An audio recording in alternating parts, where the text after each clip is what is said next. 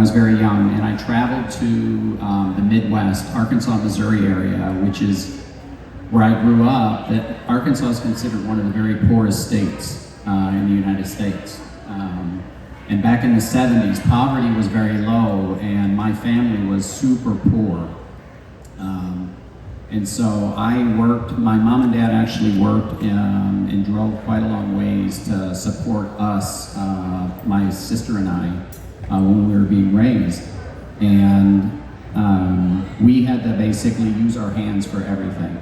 We did gardening, we did work around the farm, we raised animals. And what you wouldn't know, looking at me today, the house that I lived in, honestly, I would have bulldozed it down today, but it was our house to live in, and it had no running water, no bathroom, no electricity. So we actually cooked by open fire in the family room and lived by kerosene lamp.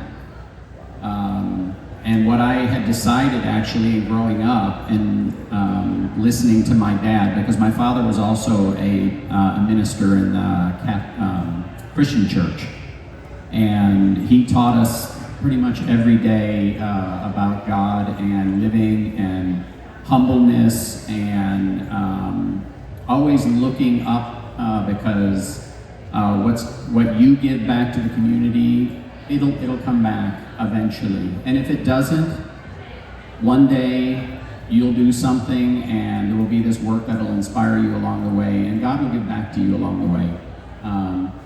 And I spent a lot of time studying and looking for things to do. And I got very lucky. There was a friend of mine along the way that his parents had a computer store that I could play in. And I actually spent the time learning to program. I spent the time studying what a computer was. And I don't know if many of you know, but my career, I went from just simply learning how to do things on a computer and saying, hey, this is me, look, writing small programs, to I now, how many of you guys, by the way, have a phone? Everybody? I'm sure all the young audience has a phone.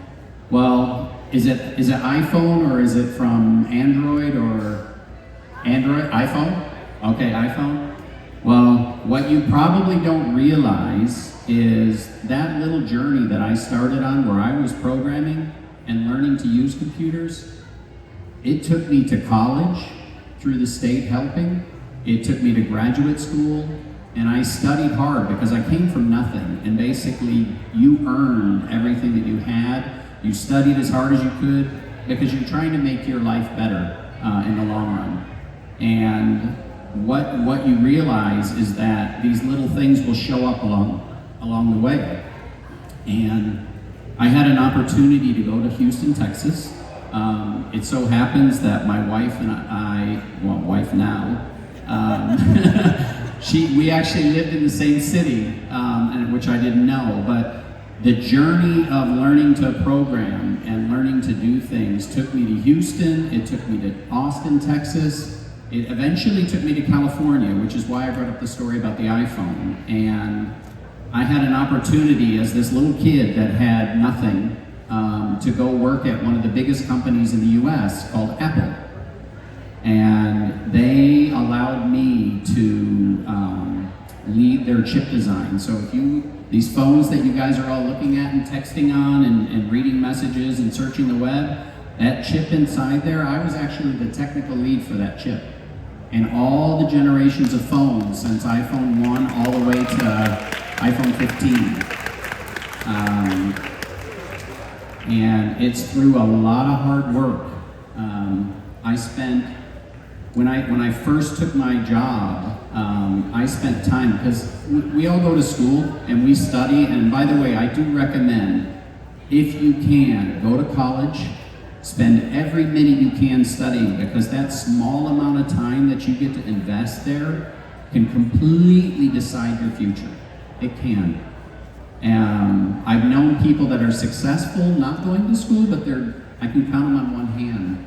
The people that I know that are successful, that have actually gone to school and spent the time, there's hundreds of thousands of them. So if you get the opportunity, or if you are doing it, I applaud you. Go to school, spend the time, and if you can, go get a master's degree if it's something that you enjoy. It's a fun time, but it's very compressed. I know you're young right now. Many of you are in your teens and probably early 20s. It's only 4 years, and to you right now, it feels like an eternity to get through school and do that. But I'm now 52, and that time, I look back and basically draw up on it every single day that I do something, from my childhood all the way up. One of the things people say about me when I do things and I talk with others, and I want to give an example about how I did things on my job at Apple. I had engineers. I was over an engineering team that was about 300 to 400 people, and I always had engineers that would come in and they would actually look to me and say, "I want to do what you do." And I would sit them down, because I was 25 years into my career at this point, and I would sit them down and I say, "Well, how much of the process that we do you understand?" And the individual, there was a gentleman that was sitting to me asking me this question, and he goes, "Well, out of all the 10 things that you know," meaning me, "I know one of them, a little bit." And I said, "The moment that you can come back and you can show me all 10, I said, then I will happily give you my position in my job." And I said, "I'll walk away." And what they did is they went back and studied. Now, what that told me is everybody has a desire to lead, but becoming a leader in either a job or your community or something, you have to spend the effort. Set the example for the people that you're leading. What I did in my career is I actually sat down, I would program right along all these 300 people. I would walk around every day and ask them, "What are you working on? Why are you doing what are you doing? Are you having problems?" And it didn't matter if it was at home or at work or whatever they were doing. And they would actually share and open up to me, even though I was much more senior in my career. And what others told me along the way, they said, "Look, you have this humbleness about you. You're willing to give whatever you have to help others along the way." And that is true. But that Apple design that I built in those phones, what's interesting about it when you look at it is somebody from a very small part of the United States, very poor, can actually touch just as many people in this room. So you can make a difference. A huge difference. And there's not many people that I know that can actually say there have been billions of people on the planet that have touched something that you've made. But that's what that one chip has done. There's billions of them out there that people use. And I basically, the other thing my wife did, did along the way is, even though I was super successful at Apple, she decided to give me the boot. And she said, "Hey, go try to do something on your own." She said, a lot of people see you as successful, but the world doesn't see you as successful. And she came along and she pushed me out, kind of out of a comfort zone. And the kind of story behind that is, don't get too comfortable. Always be willing to try something new, even if it may look scary. Because me jumping away, I had a perfect job that I could have sat at Apple for 20 years and just retired there. But she pushed me out, and what I discovered along the way is that you can do something if you want to invest the time and spend the energy in trying to make change. And I did. I actually turned that journey into a company that I don't know if any of you guys have heard it. It's a chip company, but it grew from just me in the beginning to about 300 engineers, almost overnight. And part of it ties back to the story of talking to these people and working with these people. I had people coming out of this big companies like Samsung, Google, Apple, Intel, and I'm sure many of you have heard the names of these companies, but they would leave their job where they were getting really well paid and want to come to work at a startup. And a lot of people are like, why would they do that? They're well paid, they're comfortable, they don't need to do any of this stuff. They wanted to work together, and they wanted to change the world. And again, I go back to this little guy that was poor, worked on everything. These people would leave companies and want to come work together.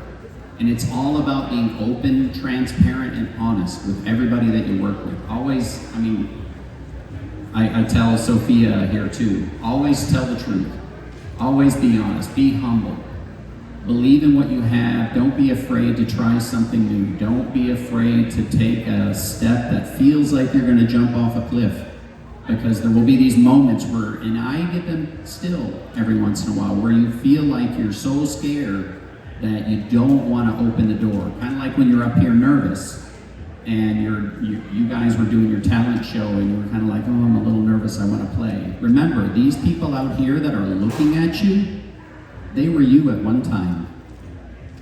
They were little, they grew up, they see you, and they want to support you. Everybody wants to support you. And that's one thing, when I got up here and I started singing in Vietnamese, because of this lady named Tan Chuk down here pulled me on stage, I was up here like this. And I sang An Con Noem.